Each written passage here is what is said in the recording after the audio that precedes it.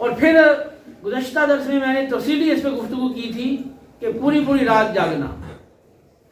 تو ایسے موقع پہ جو ساری رات جاگتے ہیں پھر فجر کی نماز ان کے لیے پڑھنا مشکل ہو جاتی ہے. ایک تعداد ہے وہ سرے سے پڑھتی نہیں ہے، جا کے سو جاتی ہے، اور ایک تعداد ہے اگر وہ پڑھتی ہے تو وہ نماز کے اندر ہی اونگ رہے ہوتے ہیں اور وہ گر رہے ہوتے ہیں، اس انداز سے وہ نماز پڑھتے ہیں. اب نفل عبادت اتنی دیر تک کرنا کہ جس کی وجہ سے فرض عبادت کے اندر خلل پیدا ہو، یہ قطعاً جائز نہیں ہے. محترم مالک کی روایت میں ہے سیدنا عمر فاروق رضی اللہ تعالیٰ عنہ نے فجر کی نماز پڑھائی تو حضرت سلمان بن ابی حسمہ انصاری رضی اللہ عنہ فجر کی نماز میں نظر نہیں آئے. تو پھر صبح بازار گئے دل کے کسی حصے میں، تو ان کے راستے میں ان کا گھر تھا. تو ان کی والدہ سے پوچھا، شفا سے پوچھا بھی تمہارا بیٹا سلمان وہ فجر کی نماز میں نظر نہیں آیا. تو انہوں نے کیا کہ وہ رات کو عبادت کرتے رہے، نوافل پڑھتے رہے، قیام کرتے رہے. جب فجر کا وقت ہوا تو ان کی آنکھ لگ گئی. تو فرمایا کہ میرے نزدیک فجر کی نماز باجماعت پڑھنا یہ ساری رات نوافل اور قیام سے زیادہ بہتر ہے. تو اس بات کو یقینی بنایا جائے کہ اتنی دیر تک ہی بیداری ہو اور اتنی دیر تک جاگیں کہ آپ فجر کی نماز اچھے طریقے سے جیسا حکم ہے ویسے آپ ادا کر سکیں.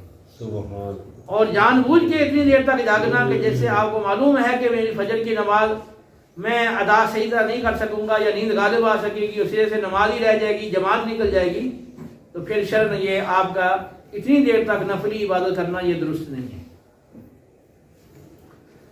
تو اب یہ جو مواقع ہیں ان میں یہ بہترین موقع ہوتا ہے کہ آپ اچھے کسی عالم دین کو بلائیں. شب معراج ہے، شب برات ہے، تو اس موقع کی مناسبت سے جو قرآن و سنت کی تعلیمات ہیں، جو ہدایات ہیں، ان سے لوگوں کو آگاہ کیا جائے. اور پھر عمومی طور پر جو لوگوں میں کوتاہیاں غفلت پائی جاتی ہے دینی حوالے سے، تو ان کے اندر احساس کو بیدار کیا جائے، ان کے اندر فکر آخرت کو ڈالا جائے، ان کو وعد و نصیحت کیا جائے اور ان کو توبہ پہ آمادہ کیا جائے. کوئی کسی گناہ میں، کوئی کسی گناہ میں ملوث ہے، توبہ پہ آمادہ کیا جائے تاکہ وہ آئندہ اپنی زندگی وہ شریعت کے مطابق گزارنے کا اپنے دل میں سچا ارادہ کریں.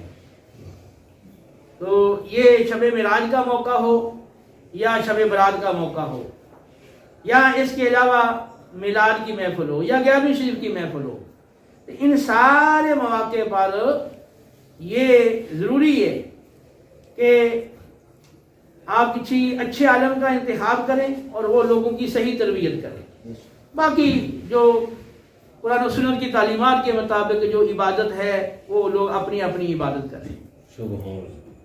تو یہ جو اجتماعی ہمارے ہاں چل پڑا نا سلسلہ کہ پہلے تلاوت ہو رہی ہے، پھر نعت خوانی ہو رہی ہے، اور پھر نعت خوانی لمبی نعت خوانی ہو رہی ہے، پھر اس کے بعد جب لوگ تھک جائیں، کوئی اٹھ کر جانے لگ جائیں، لوگوں کو نیند آنے لگ جائے، تو پھر وہ بیان کا اور وہ درس بیان کا اعلان کرتے ہیں کہ اب بلا تاخیر، یعنی بلا تاخیر اب بیان ہوگا. اتنی تاخیر کر لی ہے، اب بلا تاخیر کیسے آپ کہہ رہے ہیں؟ غلط بیانی کر رہے ہیں، جھوٹ بول رہے ہیں مسجد کے اندر کہ بلا تاخیر کہہ رہے ہیں. کتنی تاخیر تو آپ نے کر دی کہ تھکا دیا لوگوں کو، تو اب کہہ رہے ہیں کہ بلا تاخیر یہ شروع ہو رہا ہے جی بیان. بخاری مسلم کی حدیث ہے، نبی کریم بخاری شریف کی حدیث ہے، نبی کریم علیہ الصلوۃ والسلام نے فرمایا کہ قرآن پاک اس وقت تک پڑھو جب تک طبیعت میں نشاط ہو. تو جب تم تھک جاؤ تو اب آرام کرو، اب وہ تلاوت چھوڑ دو. دوبارہ جب تک نشاط پیدا نہیں ہو جاتا تو اب تلاوت کو موقوف رکھو، کیونکہ تلاوت کرنے کا جو مین مقصد ہے نا وہ تو یہ ہے کہ ہم اسے ہدایت حاصل کریں اور اس سے نصیحت حاصل کریں، اپنے اندر خوف و خشیت اور تقوی پیدا کریں، اور اس میں جو ہمارے لیے احکام آئے ہیں ان کو سمجھ کے اس پہ عمل پیرا ہوں، اور قرآن پاک کے ذریعے سے اپنے اندر خشوع اور خضوع کو ہم بڑھائیں.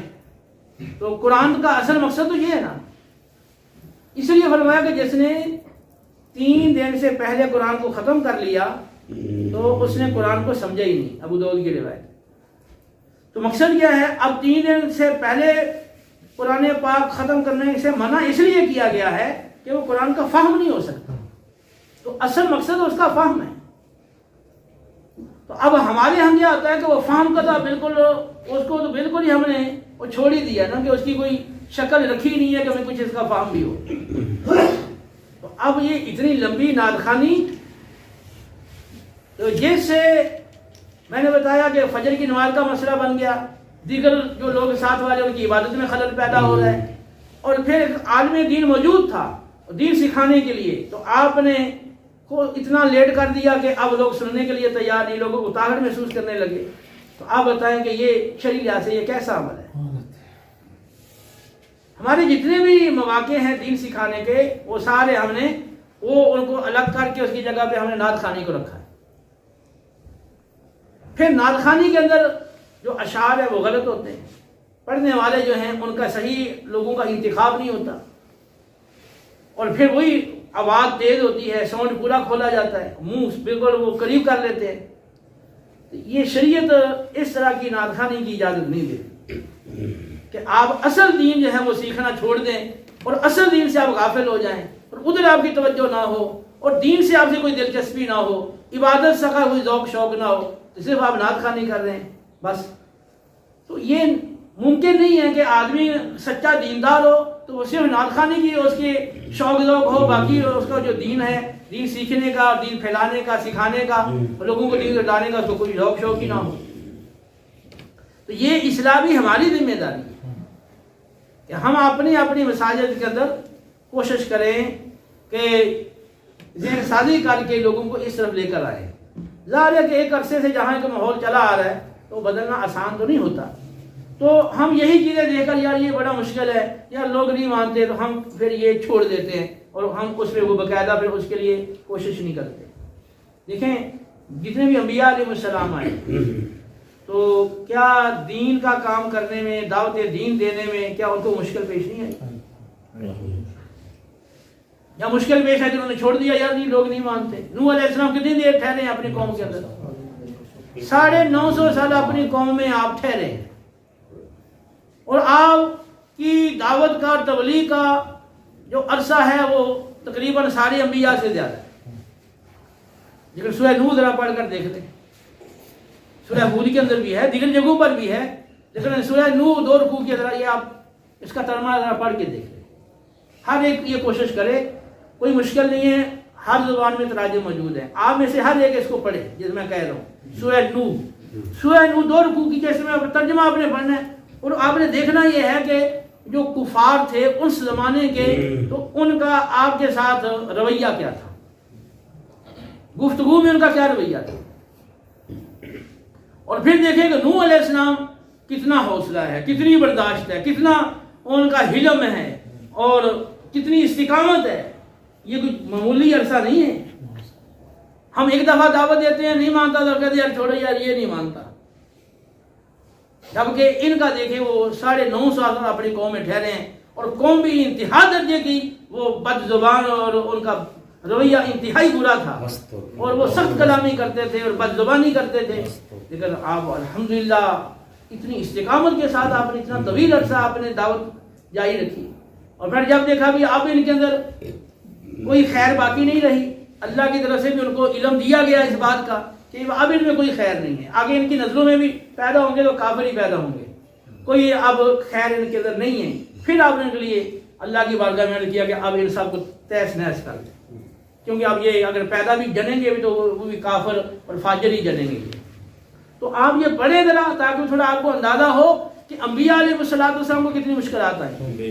قرآن میں جا بجا اللہ رب العالمین نے پہلے انبیاء علیہ السلام کی تکلیفوں کا ذکر کر کے نبی کریم علیہ السلام کو تسلی دی ہے کہ اے میرے حبیب، یہ تکلیف دین کی راہ میں صرف آپ کو ہی نہیں آئی ہے، آپ سے پہلے ابراہیم علیہ السلام کو بھی آئی، اسماعیل علیہ السلام کو بھی آئی، اور حضرت نوح علیہ السلام کو بھی آئی ہے، شعیب علیہ السلام کو بھی آئی ہے، لوط علیہ السلام کو بھی یہ تکلیف آئی ہے، صالح علیہ السلام کو بھی آئی ہے، اور سارے ہر پیغمبروں کے اللہ نے آپ کو تسلی دی ہے کہ اگر مذاق اڑایا جا رہا ہے تو ہر نبی کا مذاق اڑایا گیا ہے، اگر تکذیب ہو رہی ہے تو ہر نبی کو جھٹلایا گیا ہے، اگر یہ جادوگر اور آپ کو مجنون کہہ رہے ہیں تو ہر نبی کو جادوگر اور مجنون کہا گیا ہے۔ یہ قرآن میں تصریح موجود ہے۔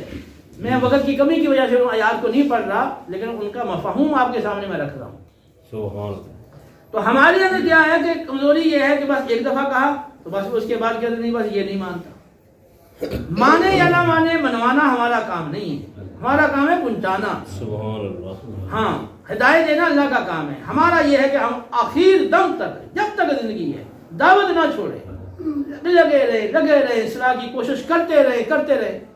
تو آپ نے مطلب واقعات کتابوں میں پڑھے ہوں گے، چونٹی تھی وہ چڑھ رہی تھی اور وہ محمود غزنوی نے دیکھا یہ چونٹی بار بار چڑھ رہی ہے تو وہ آخر چڑھنے میں کامیاب ہوگی گر کے.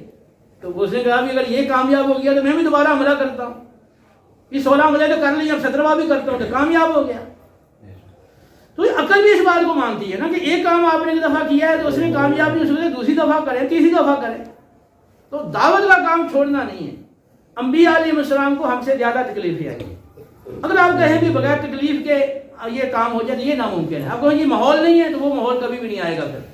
پھر یہ ماحول نہیں ہے اگر دعوت دینے کا تو پھر کون سا ماحول آئے گا؟ جب اچھا ماحول ہو جائے گا، صاف ستھرا ماحول ہو جائے گا، ٹھیک ہے، لوگ نیک ہو جائیں گے، پھر ماحول ہوگا. وہ پھر جتنا بگڑا ہوا ماحول ہے اور جتنا وہ مشکلات ہیں وہی اتنا زیادہ وہ ضرورت ہے وہاں پر دین کی دعوت دینے کی، اتنی زیادہ ضرورت ہے. نہ یہ کہ آپ اتنے غافل ہو جائیں بھی نہیں کہ ماحول ساتھ نہیں دے رہا، بہت بڑا مشکل ماحول ہے. تو یہ ہمارے اس حوالے سے یہ کمی اور کوتاہی ہے. تو اس حوالے سے ہر شخص جو یہاں موجود ہے آپ سن رہے ہیں، آپ اپنا ذہن بنا لیں. مساجد کے اندر وہ جو ہماری عبادات ہو رہی ہیں ان میں جہاں جہاں کوئی خامی ہے اس کو ہم دور کرنے کی کوشش کریں، ٹھیک ہے. اور ہمارے اپنے اندر جو اس حوالے سے کوتاہی غفلت ہے اس کو ہم دور کریں، ٹھیک ہے. اور اپنے علاقے کے اندر باقاعدہ دعوت دین کا کام کریں. سب سے پہلے تو یہ ہے کہ آپ اپنے اپنے گھروں میں وہ درس شروع کریں. ریاض الصالحین امام نووی علیہ رحمہ کی لکھی ہوئی کتاب، انہوں نے صحیح احادیث کو جمع کیا ہے، جس میں شروع کے اندر تو انہوں نے وہ تقوی اور دین کی راہ میں آنے والی آزمائش اور اس طرح کی انہوں نے باتوں کا ذکر کیا. پھر آگے چل کے انہوں نے جو شب و روز کے معمولات ہیں ان کا ذکر کیا.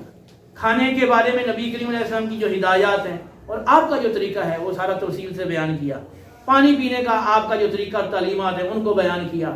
سونے کا طریقہ اور سونے کے بارے میں، پھر اٹھنے کے بارے میں، بازار کے اندر چلنے کے بارے میں، اور کپڑے پہننے کے بارے میں، گھر کے اندر جانے، گھر سے باہر نکلنے، اور دیگر بچوں کے ساتھ کیسے پیش آنا ہے، بڑوں کے ساتھ کیسے پیش آنا ہے، اور اس طرح نماز سے متعلق، روزے سے متعلق، اور ہمارے جو عام معمولات ہیں شب و روز کے ان سے متعلق انہوں نے ساری احادیث جمع کر دی.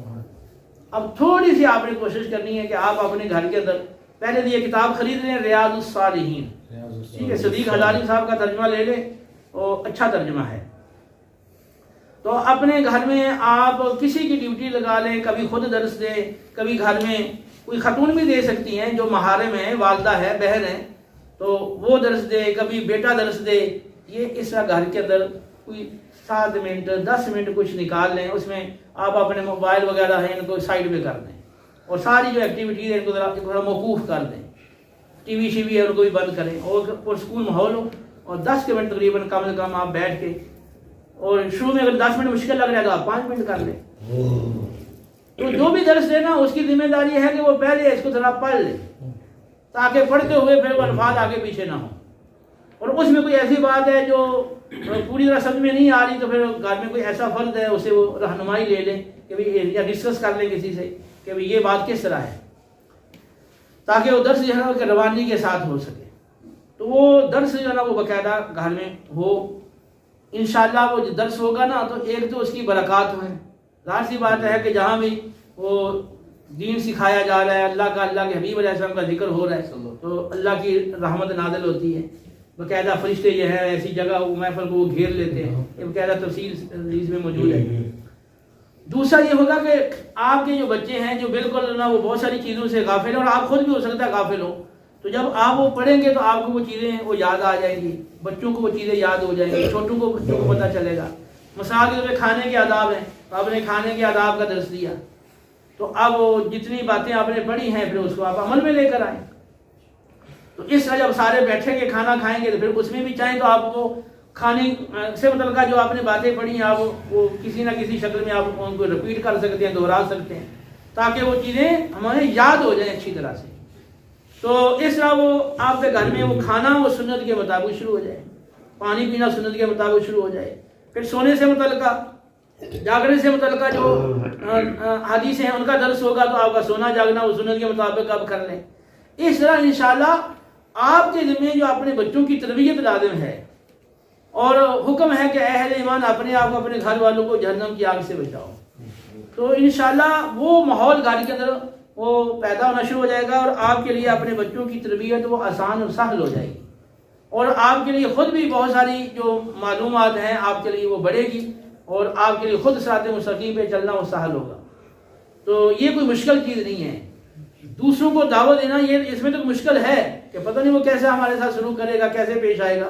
تو وہ بھی اپنی جگہ پہ ضروری ہے، لیکن سب سے پہلے ہم اپنے گھر سے آغاز کریں. وَأَنذِرْ عَشِيرَتَكَ الْأَقْرَبِينَ قرآن میں آیا کہ اپنے قریبی رشتہ داروں کو ڈراؤ. تو جب یہ آیتیں اتری تھی تو نبی کریم علیہ السلام نے باقاعدہ اپنے قریبی رشتہ داروں کو اپنے گھر میں جمع کر کے اور آپ نے ان کو کھانا پیش کیا، اور اس کے بعد پھر آپ نے جو اللہ کا حکم تھا ان کو سنایا. تو آپ اپنے اپنے گھروں کے اندر اپنے گھر کے خاص اپنے افراد ہیں تو ان کو درس دینا یہ کوئی مشکل نہیں ہے، صرف سستی اور غفلت ہے. ٹھیک ہے، جو آپ اسٹوڈنٹس ہیں آپ جب گھروں میں جاتے ہیں تو گھروں میں جا کے آپ اہتمام کریں. پھر گھر میں اگر ایسا فرد میسر ہے دن سازی کر کے اس کو تیار کر دیں تو باقاعدہ وہ درس کا باقاعدہ سلسلہ شروع ہو جائے. تو اس کے لیے ریاض الصالحین بہت موزوں اور مناسب کتاب ہے، کیونکہ عام فہم ہے، سہل ہے، اور وہ چیزیں ہیں جو ہماری ضرورت کی چیزیں ہیں. ٹھیک ہے، باقی باقاعدہ کوئی عالم ہے تو وہ قرآن کا درس بھی دے سکتا ہے، وہ جو مناسب سمجھے گھر کے ماحول کے لحاظ سے وہ دے سکتا ہے. لیکن عام لوگوں کے لیے یہ کتاب زیادہ وہ بہتر رہے گی. تو ریاض الصالحین یہ کتاب باقاعدہ خرید لیں اور اس کا گھر میں درس شروع کر دیں. پھر اس کے علاوہ آپ آفس میں کام کرتے ہیں، وہاں اگر وہ 5-7 منٹ کوئی درس کی صورت ممکن ہے تو وہاں بھی اس کا آغاز کر دیں. آپ کالج میں ہیں، یونیورسٹی میں ہیں، وہاں آپ کے ساتھی ہیں، وہاں کوئی ایسی صورت ممکن ہے تو وہاں بھی شروع کر لیں. اس طرح جہاں جہاں ممکن ہے. آپ کے گھر کے قریب مسجد ہے اور وہاں آپ نماز پڑھتے ہیں تو وہاں اگر باقاعدہ درس نہیں ہو رہا تو آپ وہاں کسی نماز کے اندر وہ درس شروع کر لیں. ٹھیک ہے، اور اپنے ساتھیوں کو اپنے دوستوں کو آپ لے کر جائیں مسجد میں تاکہ وہ آپ کے ذریعے سے نمازی بھی بنیں اور پھر ان کو درس میں بھی بٹھائیں. تو نبی کریم علیہ السلام کی غلامی میں موت قبول ہے تو اس میں یہ چیز داخل ہے. یہ نہیں کہ موت قبول ہے بس، اور مطلب موت کیسے قبول ہے؟ موت قبول کا مطلب تو یہ ہے کہ میں نبی کریم علیہ السلام کی جو تعلیمات ہیں، آپ کا جو حکم ہے اور آپ کی جو ارشادات ہیں اور آپ جو چاہتے ہیں اور آپ کی جو خواہش ہے، بس میں وہ سب کچھ کرنے کے لیے تیار ہوں، یہاں تک کہ جو مجھے موت بھی آ جائے تو مجھے یہ بھی قبول ہے. یہ مطلب ہے نا. تو ہم تو صرف زبان سے نعرہ لگا رہے ہیں، اس کا مفہوم بھی نہیں سمجھ رہے کہ بھی اس کا مطلب کیا ہے. جب مطلب بھی نہیں سمجھیں گے تو پھر اس راہ پہ کیسے چلیں گے؟ ہم یہ سمجھیں کہ بس وہ نعت خوانی کر لی ہے اسپیکر کھول کے اور زور شور سے، اور پھر لنگر کھا لیا ہے، بس پیسے سمیٹ لیے ہیں، بس یہ غلامی رسول بس یہی تھی، بس یہی سمجھتے ہیں. تو یہ معاشرے کو چینج کرنا بدلنا یہ ہماری ذمہ داری ہے. یہ خود بخود نہیں بدلے گا. اور پھر یہ بھی یاد رکھیں کہ جس کو اللہ نے علم دیا ہے، فہم دیا ہے، صلاحیت دی ہے، لیاقت دی ہے اور اس کو تندرستی دی ہے، سب کچھ وہ ساری نعمتیں دی ہیں، پھر بھی اگر وہ دعوت دین کا کام نہیں کرتا اور اپنی اس ذمہ داری کو پورا نہیں کرتا تو پھر اللہ کی بارگاہ میں جواب دہی بھی اور جواب طلبی بھی ہوگی. وہاں پر کیا جواب ہوگا؟ تو نبی کے دین سے، نبی کی تعلیمات سے، نبی کریم علیہ السلام کی ذات سے، اپنے رب سے وہ وفا کریں، وہ وفاداری کریں. اور وفاداری وہ یہی ہے کہ جو ان کی چاہت ہے اور جو ان کا مطالبہ ہے اور جو ان کے احکام ہیں اور تعلیمات ہیں اور جیسا وہ ہمیں دیکھنا چاہتے ہیں تو ہم وہ ویسا ہی کریں اور ویسے ہی بنیں. تو اللہ سے ہمیں کیسے دیکھنا چاہتے ہیں؟ ویسے ہی دیکھنا چاہتے ہیں کہ ہم خود دین کے عامل ہوں اور آگے دین پھیلائیں. ٹھیک ہے، تو اس طرف ہم سب لوگ جو ہے نا وہ متوجہ ہوں. ٹھیک ہے، انشاءاللہ اس کی برکت سے آپ کے گھریلو معاملات بھی بہتر ہوں گے، آپ کے حلال روزی میں بھی مزید برکت ہوگی اور بہت سارے آپ کے الجھے ہوئے مسائل انشاءاللہ اس کی برکت سے وہ بہتر ہو جائیں گے. تو گھر میں جو بھی جھگڑا ہو، خاندان میں جو جھگڑا ہے، آپ کا کسی کے ساتھ کوئی معاملہ ہے، شریعت کا جو حکم ہے، کیونکہ آپ نے اپنے رب کو اپنے نبی کو آپ نے حاکم مانا ہے، اور نبی کو حاکم ماننا، نبی کے فیصلے کو ماننا، یہ صحابہ ایمان کے لیے ضروری ہے، اس کے بغیر ایمان کامل نہیں ہو سکتا۔ تو اب یہ بھی آپ کوشش کریں کہ جو گھر کے اندر جھگڑا ہو جائے یا خاندان میں کوئی جھگڑا ہو گیا ہے، اپنی قوم میں جھگڑا ہو گیا ہے، تو کوشش کریں اگر آپ کا اپنا معاملہ ہے تو فوراً شریعت کی طرف رجوع کریں، اور اگر دیگر رشتہ داروں کا معاملہ ہے تو ان کو بھی سمجھائیں، اور اس پہ آمادہ کریں کہ جو اللہ کے رسول علیہ السلام کا حکم ہے بس اس کے مطابق وہ معاملہ اپنا نپٹا لیں بس، اور اس کو طول نہ دیں۔ جتنا وہ جھگڑا لمبا ہو جاتا ہے اتنے دل کے اندر وہ نفرتیں اور آپس کے اندر جو بغض ہے، کینہ ہے، وہ پھر بڑھتا چلا جاتا ہے، اور یہ دل کے اندر حسد پھر پیدا ہو جاتا ہے، اور پھر یہ آگے بہت ساری برائیاں اور فسادات اسے جنم لیتے ہیں۔ تو اس کے لیے بھی آپ نے کوشش کرنی ہے۔ میں یہ سمجھتا ہوں کہ جتنے ہم لوگ بیٹھے ہیں اگر ہم پورے کے پورے مخلص ہو جائیں نا اپنے دین کے ساتھ، اللہ اور رسول کے ساتھ پورے وفادار ہم بن جائیں، تو ایک بہترین اور خوشگوار انقلاب ہماری اپنے ذات میں، گھر میں، ہمارے اپنے ماحول میں، اپنی سوسائٹی میں وہ آ سکتا ہے۔ ٹھیک ہے، تو جہاں آپ کی باقی ذمہ داریاں ہیں آپ پوری کرتے ہیں نا، تو یہ بھی آپ کی ذمہ داری ہے۔ جیسے آپ غافل ہیں، اس کو بھی اپنی ذمہ داری کے طور پر لیں۔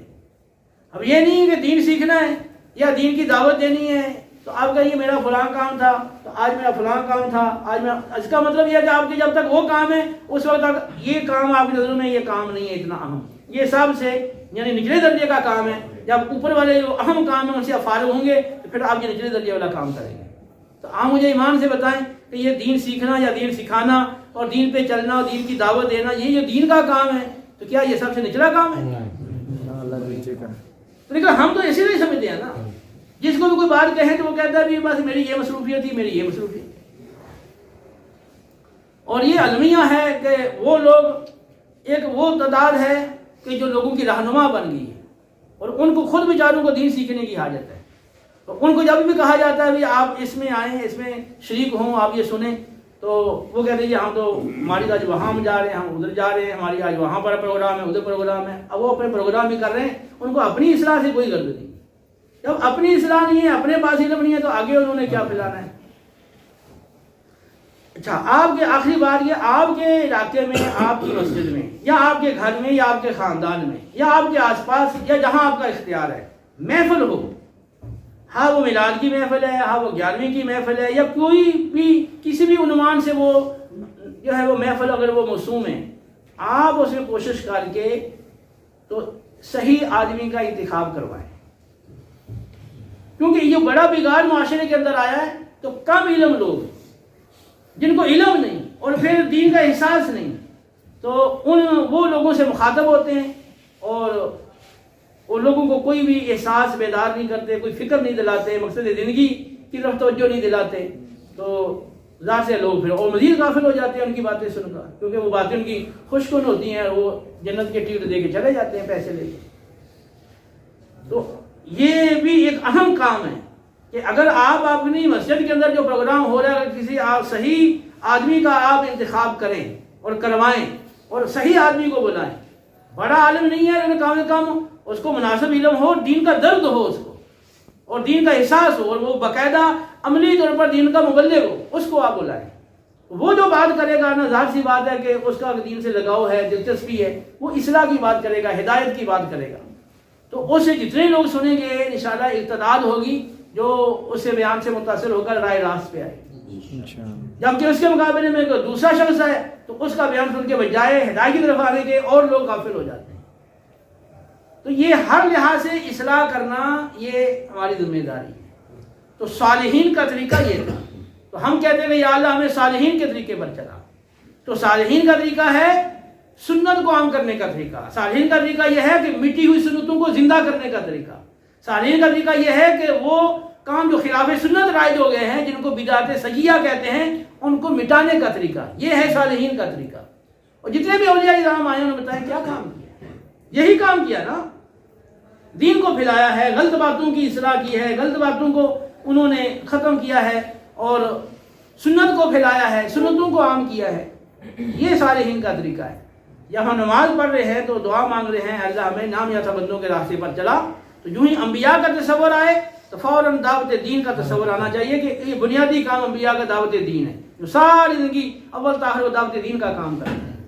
صدیقین کا تصور آئے تو فوراً ذہن میں آئے کہ جو اللہ کی سچائی کا راستہ ہے، زبان کی سچائی، آنکھوں کی سچائی، کانوں کی، ہاتھ پاؤں کی سچائی، وعدوں کی سچائی اور فیصلوں کی سچائی اور گواہیوں کی سچائی اور وعدوں کی سچائی، عہدوں کی سچائی، ہر لحاظ سے سچائی، عقیدے میں سچائی، قول میں سچائی، جو سچائی کا راستہ ہے، کامل سچائی کا راستہ، تو صدیقین کا سچائی کا راستہ اس پہ چلا۔ اور شہداء جو دین کے غلبے کے لیے ہر وقت کوشاں رہتے ہیں، یہاں تک کہ غلبہ دین کی خاطر جب جان کی قربانی کی ضرورت ہوتی ہے تو جان کی قربانی بھی دے دیتے ہیں۔ ان کا جو راستہ ہے ہم ان کے راستے پہ چلا۔ اور صالحین کا راستہ کہ جو معاشرے کی اصلاح کرتے ہیں اور سنتوں کو پھیلاتے ہیں اور سنت، ہر کام سنت کے مطابق کرتے ہیں، اور جو خلاف سنت چیزیں رائج ہو گئی ان کو وہ مٹاتے ہیں اور سنت کا احیاء کرتے ہیں، احیاء سنت اور اتباع سنت۔ تو یہ جو راستہ ہے نا صالحین کا، اس راستے پہ ہمیں چلا۔ تو جب یہ دعا مانگے تو اجمالی طور پر یہ تصور بھی ساتھ ساتھ دل میں آنا چاہیے کہ یا اللہ ہمیں اس راستے پہ چلا۔ پھر جس راستے کو آپ اللہ سے مانگ رہے ہیں تو اب اس راستے پہ چلنے میں آپ کو رکاوٹ کیا ہے؟